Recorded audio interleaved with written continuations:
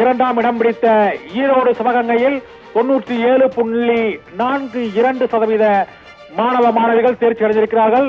மூன்றாம் இடத்தை கோயமுத்தூர் மாவட்டம் 96.97% மாணவ மாணவிகள் கோயமுத்தூரில் தேர்ச்சி பெற்று அங்கு கோயமுத்தூர் மூன்றாம் இடத்தை பிடித்திருக்கிறது.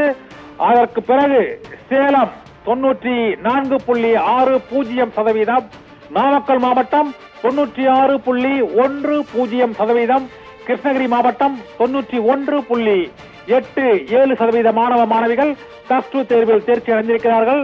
தருமபுரி மாவட்டத்தில் 93.55% மாணவ மாணவிகள் தேர்ச்சி அடைந்திருப்பதாக அறிவிக்கப்பட்டுள்ளது.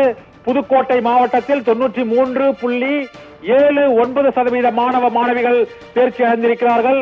கரூர் மாவட்டத்தில் 95.90% மாணவ மாணவிகள் தேர்ச்சி அடைந்திருக்கிறார்கள்.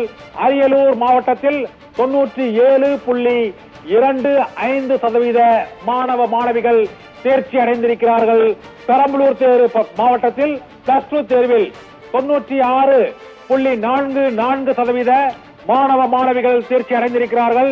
மத்திய மாவட்டமான திருச்சியில் 95.74% மாணவ மாணவிகள் தேர்ச்சி அடைந்திருக்கிறார்கள். டெல்டா மாவட்டமான நாகப்பட்டினம் மாவட்டத்தில் குறைந்தபட்சமாக 91.19% மாணவ மாணவிகள் தேர்ச்சி அடைந்திருக்கிறார்கள். பிளஸ் டூ தேர்வை பொறுத்தவரை புதுக்கோட்டை, கரூர், அரியலூர், பெரம்பலூர், திருச்சி, நாகை ஆகிய மாவட்டங்களில் 91%-இருந்து 97% வரை தேர்ச்சி விகிதமானது அறிவிக்கப்பட்டிருக்கிறது. அரியலூர் மாவட்டம் மூன்றாம் இடத்தில் 97.25% மாணவ மாணவிகள் அரியலூர் மாவட்டத்தில் தேர்ச்சி அடைந்திருக்கிறார்கள்.